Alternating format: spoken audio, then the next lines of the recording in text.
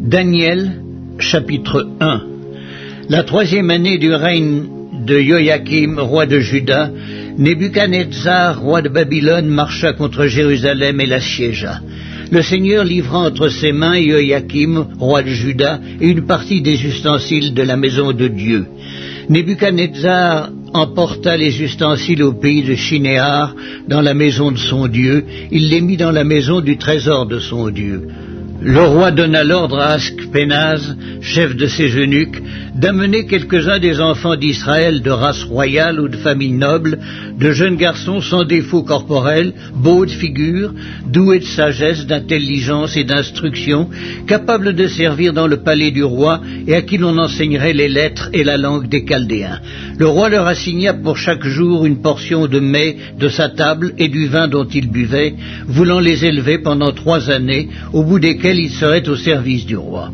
Il y avait parmi eux, d'entre les enfants de Juda, Daniel, Hanania, Miskaël et Azaria.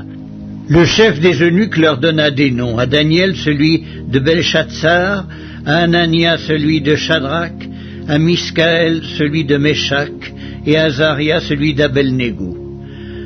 Daniel résolut de ne pas se souiller par les mets du roi et par le vin dont le roi buvait, et il pria le chef des eunuques de ne pas l'obliger à se souiller. Dieu fit trouver à Daniel faveur et grâce devant le chef des eunuques. Le chef des eunuques dit à Daniel, « Je crains mon Seigneur, le roi, qui a fixé ce que vous devez manger et boire, car pourquoi verrait-il votre visage plus abattu que celui des jeunes gens de votre âge? Vous exposeriez ma tête auprès du roi. » Alors Daniel dit à l'intendant, à qui le chef des eunuques avait remis la surveillance de Daniel, de Hanania, de Miskaël et de Azaria, « Éprouve tes serviteurs pendant 10 jours, et qu'on nous donne des légumes à manger et de l'eau à boire. Tu regarderas ensuite notre visage et celui des jeunes gens qui mangent les mets du roi, et tu agiras avec tes serviteurs d'après ce que tu auras vu. » Il leur accorda ce qu'ils demandaient et les éprouva pendant 10 jours.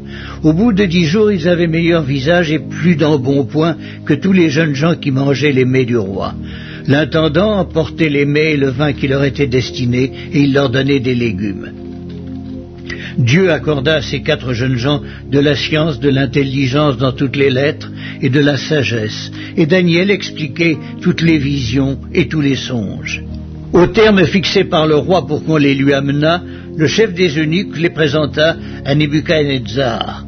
Le roi s'entretint avec eux, et parmi tous ces jeunes gens, il ne s'en trouva aucun comme Daniel, Hanania, Miskaël et Azaria. Ils furent donc admis au service du roi. Sur tous les objets qui réclamaient de la sagesse et de l'intelligence, et sur lesquels le roi les interrogeait, il les trouvait 10 fois supérieurs à tous les magiciens et astrologues qui étaient dans tout son royaume. Ainsi fut Daniel jusqu'à la première année du roi Cyrus.